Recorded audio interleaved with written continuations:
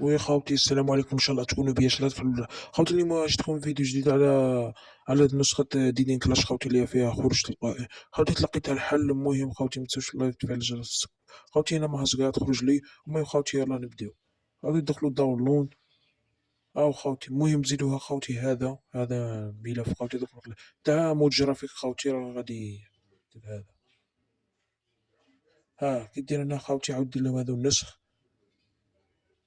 انا خاوتي ما راهش تخرج لي مود جرافيك اسطوري خاوتي هذا. المهم خاوتي ما تنسوش حل مشكله خروج تلقائي فيه خاوتي.